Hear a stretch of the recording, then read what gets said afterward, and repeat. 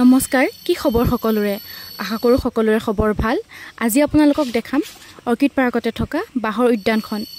আপোনালোকে ভিডিওটো শেষলৈকে চাব বুলি আশা কৰিলো নমস্কাৰ আমাৰ অৰ্কিড পাৰ্কৰ লাষ্ট পইণ্ট এটো হল বেম্বু পাৰ্ক আমাৰ 72টা প্ৰজাতিক বাহ আছে কলা বাহৰ পৰা লতা বাহৰ পৰা ধৰি বিভিন্ন হালধীয়া বাহলৈকৈ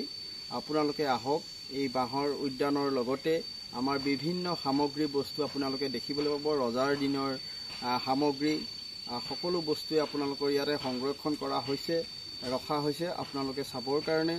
উপভোগ কৰিবৰ কাৰণে আপোনালোকে আহক সকলোলৈকে আমি নমস্কাৰ জনাইছো নমস্কাৰ আজি আপোনালোকক আন এজোপা বাহ দেখুৱাবলৈ লৈছো যিজোপা বাহ আমাৰ উত্তৰ পূৰ্বাঞ্চলৰ উপৰিও নেপাল আৰু বাংলাদেশতো পোৱা যায় বাহজোপা তো এই বাহজোপাৰ নামেই হৈছে মুলি বাহ আৰু মুলি বাহ এইজোপা হয় যিজোপা বাহৰ বৈজ্ঞানিক নামটো হৈছে মেলোকেনা বেচিফেৰা তো এইজোপা মুলি বাহজোপা আৰু কি হয় সাধাৰণতেতো বাহসমূহৰ ফুল নুফুলে আৰু যেতিয়া ফুলে এটা জনবিশ্বাস কি যেতিয়া বাহবোৰ ফুলিব তেতিয়া অমংগল হয় বুলি কয় তো এই বাহজোপা 50 বছৰৰ মূৰে মূৰেহে ফুলে 50 বছৰ মূৰে মূৰে ফুলে এই মুলি বাহজোপা আৰু কি হয় এটুকুৰা বিশাল ঠাই আগুৰি ধৰে এই বাহজোপাই কাৰণ কিয় এই বাহজোপা একেলগে কেতিয়াও নাথাকে অকণমান দূৰে দূৰে থাকে সব তললৈ সব দূৰে দূৰে থাকে আৰু তলে তলে মাটিৰ তলে তলে গৈ আন এটুকুৰা ঠাইত ওলাইগে বাহজোপা এটুকুৰা বিশাল ঠাই আগুৰি আছে এই বাহজোপাই আৰু এজোপা খুব ধুনীয়া বাহ যিজোপা বাহৰ উচ্চতা 10ৰ পৰা 25 মিটাৰলৈকে যাব পাৰে আৰু এই বাহজোপাৰ বিভিন্ন কামত ব্যৱহাৰ হোৱাৰ উপৰিও আমাৰ অসমৰ অৰ্থনীতিত ই এক গুৰুত্বপূৰ্ণ ভূমিকা পালন কৰি আছে